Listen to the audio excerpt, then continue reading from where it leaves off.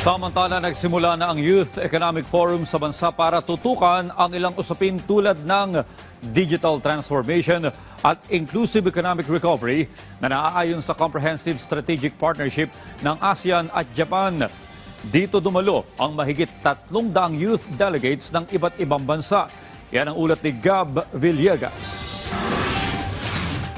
Umarangkada ngayong araw ang ASEAN Youth Economic Forum na dinaluhan ng iba't ibang youth delegates mula sa mga bansang miyembro ng ASEAN. Nasa 350 mga youth leader, policymakers, entrepreneurs at mga eksperto ang tatalakay sa digital transformation, sustainable growth at inclusive economic recovery na nakaayon sa ASEAN-Japan Comprehensive Strategic Partnership. Layon nito na ipwesto ang mga kabataan bilang pangunahing pwersa pagdating sa innovation, sustainability at inclusive entrepreneurship. Nakatuon rin ito sa resilience o katatagan ng mga small-medium enterprise o SME at youth-led economic transformation na nasa partnership sa pagitan ng ASEAN at Japan. Ayon sa Minister for Economic Affairs ng Japanese Embassy na si Nayobumi Yokota, bukod sa Global Growth Center ang ASEAN sa Indo-Pacific region, gayon din para sa ekonomiya, logistics at human resources. Sinabi rin ni Nayobumi na pangunahing pwersa rin ang mga SMEs sa paglikha ng mga trabaho.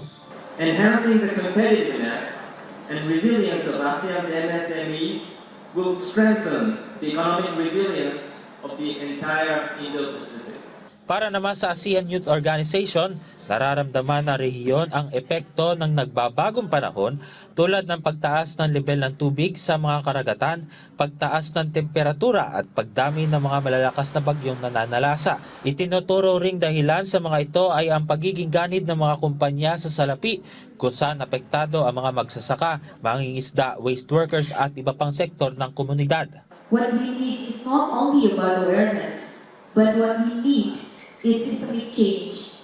Systemic change in how policies are designed, systemic change in how economies are structured, systemic change in who get to shape decisions. Policies must truly involve everyone. Of course, we need the government. We need big companies to be responsible as well. We need SMEs. We need think tanks, NGOs, educational institutions, media, young people like yourself, indigenous groups, and even impacted communities. Because transformations cannot happen in silos. Inaasahan na ang mga mabubuong polisiya ng mga delegado ay makakatugon sa ilang mga layunin sa ilalim ng Sustainable Development Goals. Gab Villegas para sa Pambansang TV sa Bagong Pilipinas.